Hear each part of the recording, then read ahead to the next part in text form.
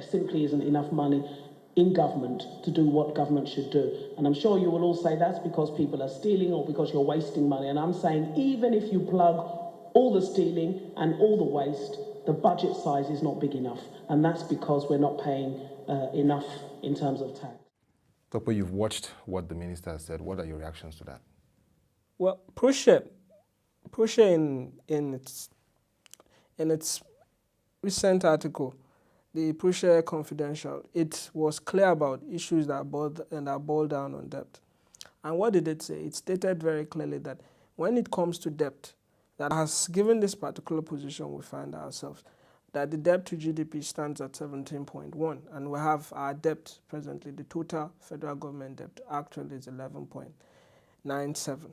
And therefore, you look at your sustainability, really, it stands at 19.56. So we still have some headroom. But I think what we must take into consideration is that we have limited headroom. And therefore, whatever form of external borrowing we can make, it should be targeted at productive assets. And that was key. And Proshare also went around in that particular to give a detailed analysis on how debt emerged. And it stated very well that one of the reasons debt portfolio had actually increased were three things. One, you had retrogressive subsidies, you had fiscal leakages, and lastly was that we're trying to stimulate ourselves out of a recession. What are the comparative analysis on debt as it has to do with Nigeria and its peer countries in Africa, developing countries and even developed countries? Obviously, there are always two schools of debt. There's this Paul Krugman's idea that you can actually spend out of a recession and therefore you can borrow out of it. Then there's that school of thought that always say that debt itself is not good for growth. So what we have is that we have a certain school who feel that at this particular point in time where we're in a recession, that we should actually borrow out of a recession. And there's another school who is saying that, look, given the fact that our economy, especially the peculiarity of our economy, that it's one that is really very dependent on oil. And the fact that it also have your inflation is also very high. As of now, it stands about 16%. So the cost of refinancing is very high. So the reality is that you should be cautious about taking debts. As a person, I do feel that we as a country, that how you absorb debt is also largely dependent on the nature and the structure of your economy. So you have to weigh the balances. You will borrow because you have one way or the other, you have to get out of the recession. But then you also have to be cautious on how you borrow, in the sense that the kind of borrowing that are made, you should ensure that they are meant for productive assets solely. I think that's the main thing that's of great concern now. Now, what are the core debates around debt in Nigeria? If you look at our peer comparison, really, Nigerian's debt to GDP is 17.1. You look at a country like Ethiopia, which is 32.5. You look at countries like South Africa, which is 50.05. Rwanda too is 50.05. Then you find out that in debt to GDP, ours is still very healthy. But then the truth is that accounting ratios at times could be very, very, very. They could deceive in the real sense, and because you don't take into consideration the nature of each economy.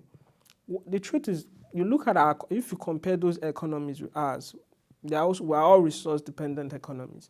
But then the fact is that they tend to have a larger, the total amount of tax contribution to revenue is higher than ours. So they have stronger levels of shock absorbers in case they are low, if they experience vagaries to their commodity prices. So they seem to be better off than we are. And two is that they tend to have better adjustment policies than we are. They tend to be able to adjust quickly, especially when they have swings. But because our own economy is largely dependent on oil, so when you have swings, it takes time for you to also adjust further. And I think that's the real problem. So you look at it, economies which are also mono-driven and also have very low tax base, they tend to have their fiscal sustainability is also very limited. Their debt sustainability is very limited. And that's why if you compare ours with them, yes, in terms of percentile, we are better. But then in terms of debt sustainability, they might also be better off than we are. When we look at the current situation with Nigeria's debt management and the whole profile, what is the situation at the moment and how does this affect the average Nigerian? The truth is, how does it affect an average Nigerian? It's a two-way street. One is government over the years have been borrowing, and in its borrowing, it has become, there's this overbearance of fiscal policy or monetary policy. Two is that because it has been borrowing over those periods, it also creates some kind of liquidity into the system. Two is that it also causes, it also causes what many people will refer to vagaries in the money markets, because when you borrow more, when federal government borrows, the overnight rates and also the open buyback rates also are very volatile. And lastly, it's that it crowds out private capital. A very good example is that the corporate commercial paper for the year 2016 stood at 4.35 billion naira, which was very low. And if you are looking at a country like ours who want to drive private capital, and you have commercial paper, which stands for 4.35 billion, that's very, very low in terms of financial intermediation. So that's not good enough. And lastly is that because the structure of financing itself, it has a lag effect, especially on households, especially when you are borrowing that kind of money. So it does have its effect both on the households, has its effect even on monetary policy, have its effect on rates, because the more federal government borrows, the rates also get higher. And it also has its effects on corporate